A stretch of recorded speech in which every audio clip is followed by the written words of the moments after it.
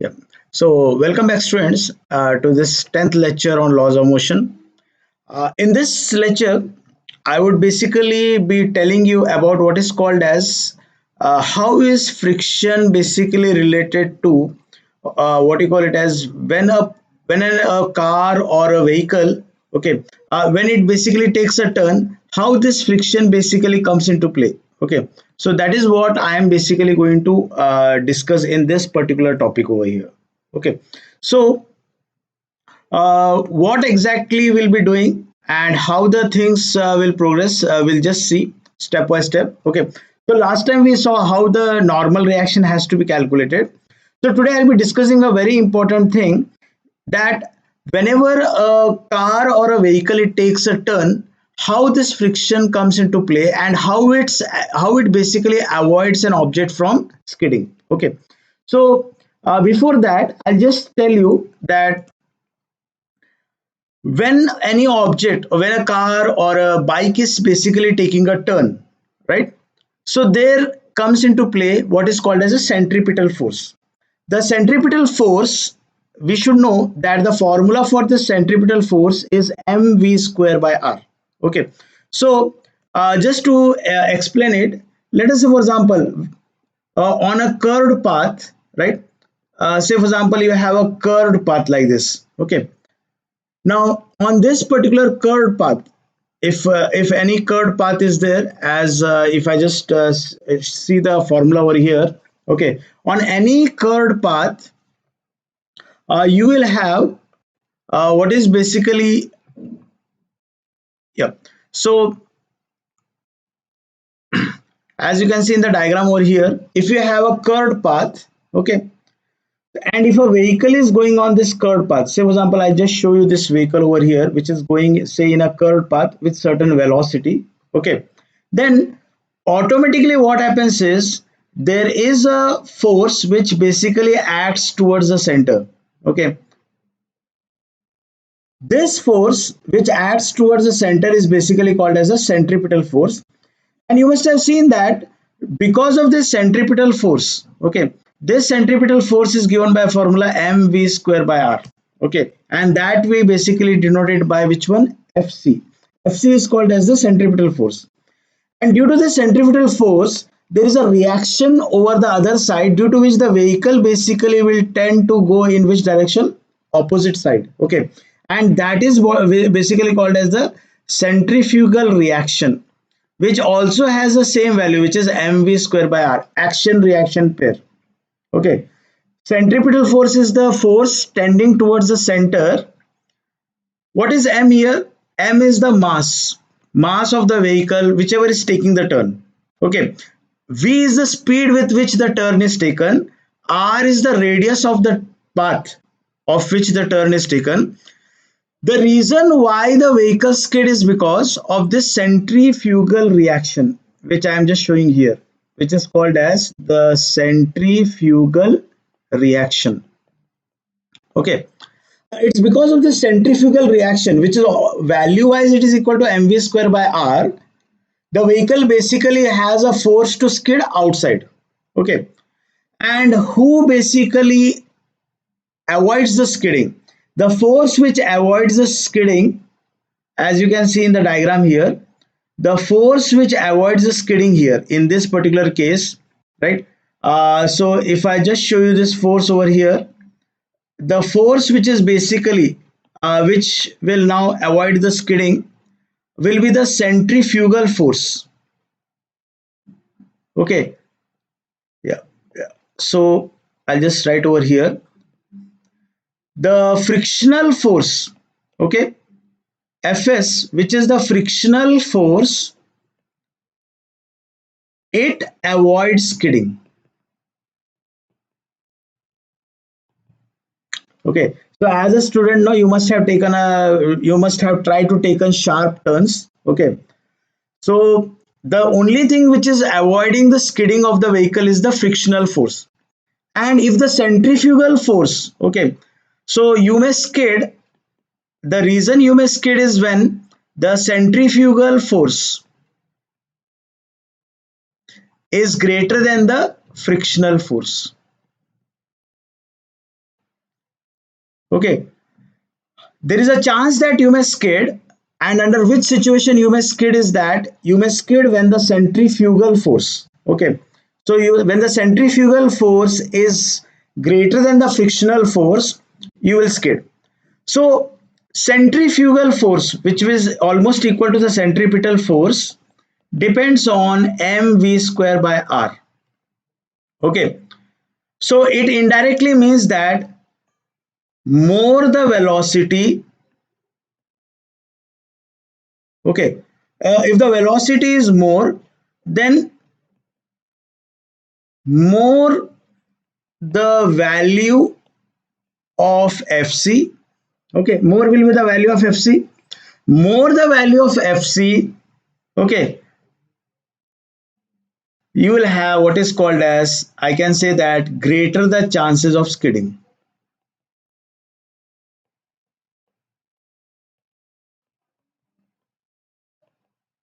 Okay, all of us we know that practically you can go in a straight lane, or you can go in a straight road with very high speeds. Whoever may be the driver, he may be the best driver in the world, practically he may go with a very high speed on a straight road, but the moment you try to take a turn, okay, so remember this very important thing, the moment you try to take a turn, a centrifugal force will push you outside, which is shown here. Okay, the centrifugal force will try to push you outside, and to avoid that centrifugal force you will have to apply the friction, is the thing which basically avoids it. Okay, so the situation is like this, that if you can understand this statement, that to avoid skidding, okay, who's actually, which is the only force which avoids skidding on a flat road, is to avoid skidding, the frictional force. Okay, the frictional force must be greater than what is called as the centripetal force, whose value is almost equal to centrifugal force, or I can say that the frictional force must be greater than what is called as the, I will just write it as, which is called as a centripetal force. Okay, so that is how we have the basics first. Okay, then we can go in for other equations. But if you can understand this particular thing, that if a object while taking a turn shouldn't fall, then the first important criteria is, or the basic criteria on which physics works, is Fs is should be greater than Fc. What is Fs here? Frictional force should be greater than the centripetal force. Okay, so when this frictional force is greater than the centripetal force, that is the situation when the object is basically not going to skid. Otherwise, you will 100% see that the object is basically going to skid in that case. Okay, so let us try to find maximum velocity, okay, with which a vehicle can take a turn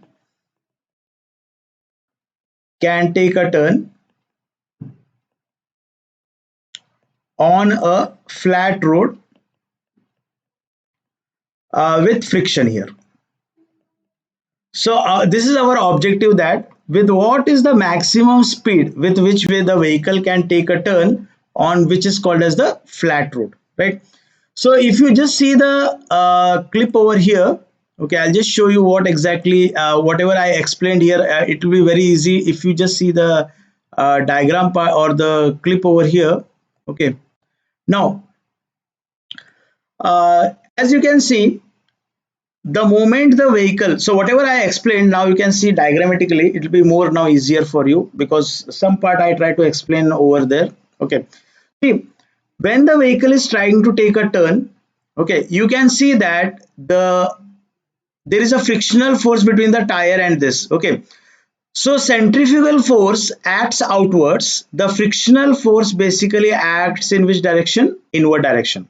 Okay, so there is a chance that you will be thrown outwards because of this frictional force. There is a chance that you will be, the vehicle will be moved thrown out, or it will skid in outward direction. It will never skid inward direction. Okay, the vehicle will always skid in which direction? Outward direction. So in order to avoid that situation, okay,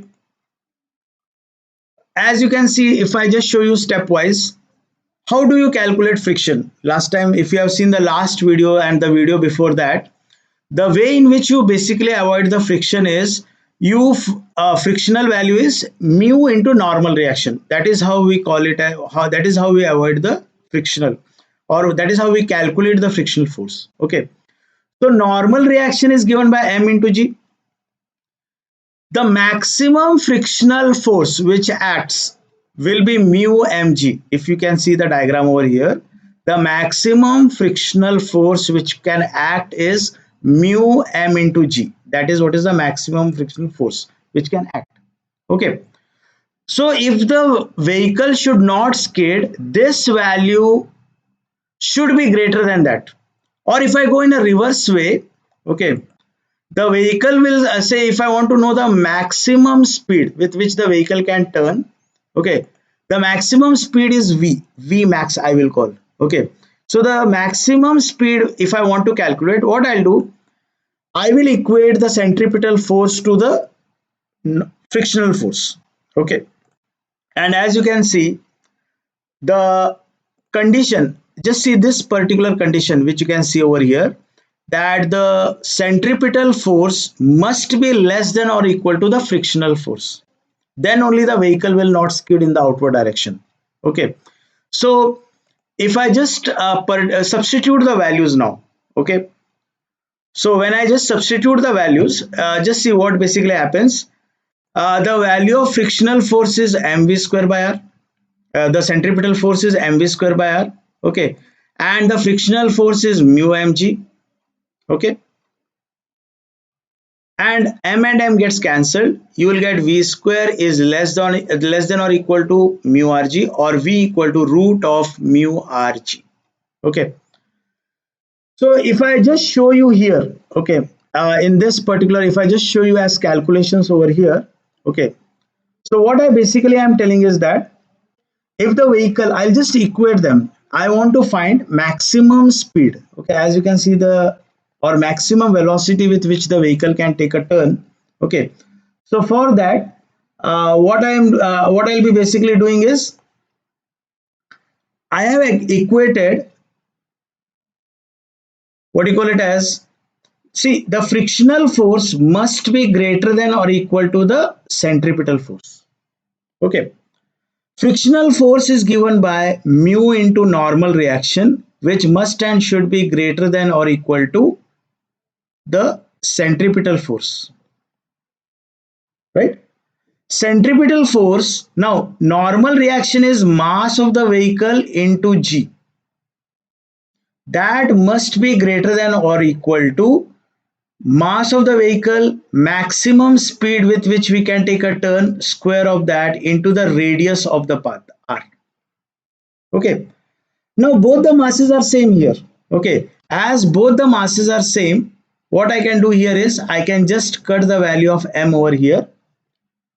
You will get the equation that is mu g must be greater than or equal to v m max square divided by r. Or if I take r towards the other side, I will get r mu g must be greater than or equal to v max square. So normally it also means that v max sure should be less than. Okay, so I can also write in a reverse way. I can write it as v max square must be less than or equal to mu r into g, or v max must be less than or equal to root of mu r into g. Okay, so the maximum speed with which a vehicle can take a turn on a flat road depends on the coefficient of friction,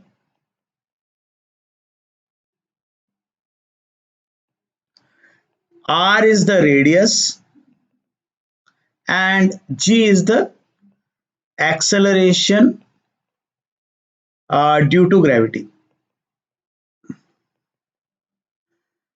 Now, if you just give a thought to this particular formula here, okay, the formula which you can see v equal to mu r g, or that formula which I have just now shown you, you will see that you can take a turn if the rate with higher speed. Okay, you can take a turn with higher speed if the friction is more. Just see, if the friction is more, you can take the turn with higher speed. If the radius is more, you can take a turn with higher speed, no problem. But when sharp turns are there, you can never take a turn with higher speed. Okay, so this is what we discussed. So I just want you to understand this, that the maximum friction, so your frictional force basically avoids the skidding, and frictional force must and should be greater than the centripetal force.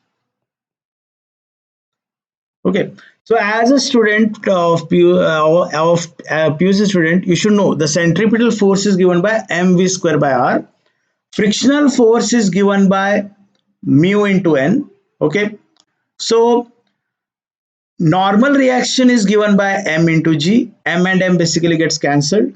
Okay, you will get mu g is greater than or equal to v max square by r. So idea I am using here is I am trying to calculate the maximum speed with which the vehicle can take a turn. Okay, then I get this particular equation here. R mu g, I have taken r to the other side and I have got this particular equation by taking r towards the other side. Or your maximum speed should be less than.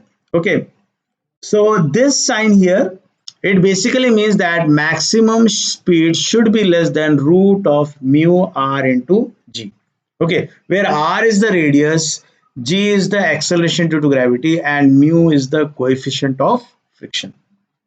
Okay, so I want you to do a calculation and just post the answer for this. Okay, say a vehicle wants to take a turn, or you can just try this now only. Say a vehicle wants to take a turn on a sharp radius, say the radius is 10 meters.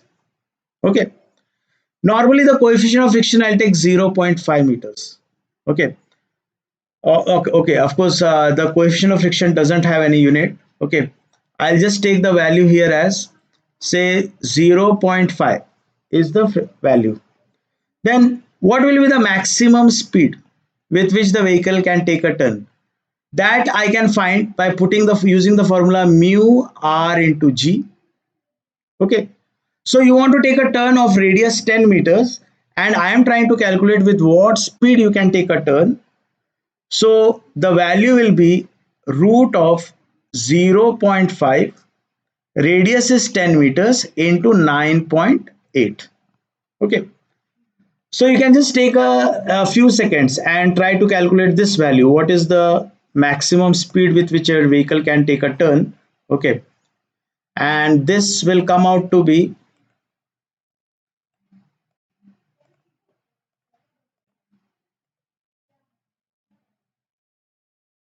okay.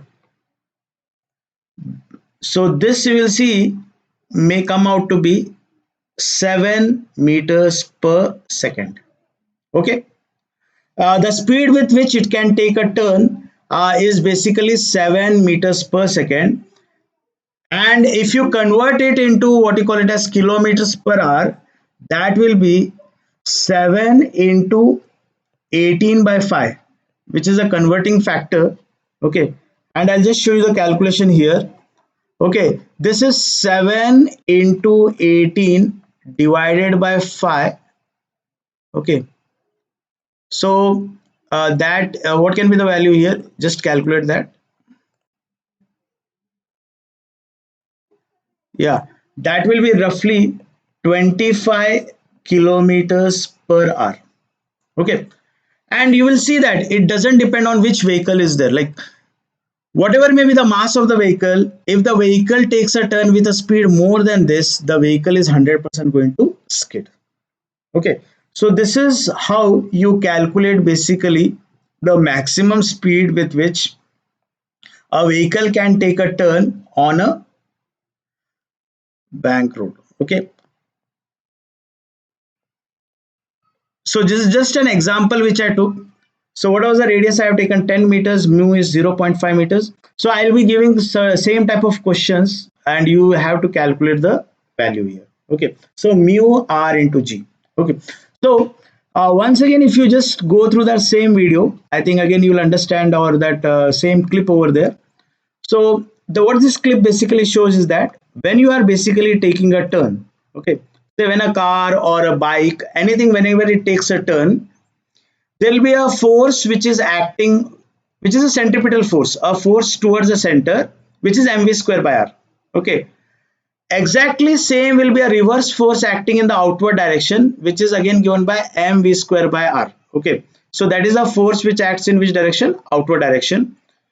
The thing which avoids is this frictional force. The frictional force avoids the skidding. And how do I calculate the frictional force? The frictional force is calculated by the formula mu m into g. So when I equate them, when I equate this frictional force mu mg with the centripetal force mv square by r, okay, the moment I equate both of them, so the thing is that centripetal force should be less to avoid skidding.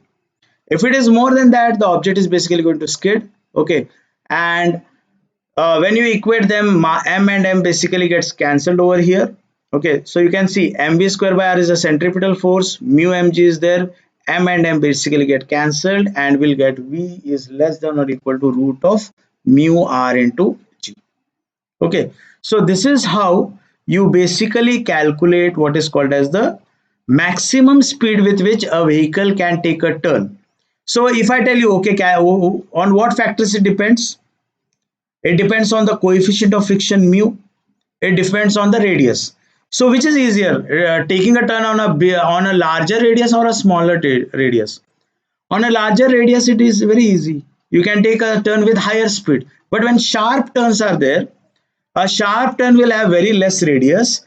Okay, whereas a larger turn will have more radius. That is how we basically understand what is called as radius. Okay, so we'll stop here, and in the next lecture I'll tell you the other calculation.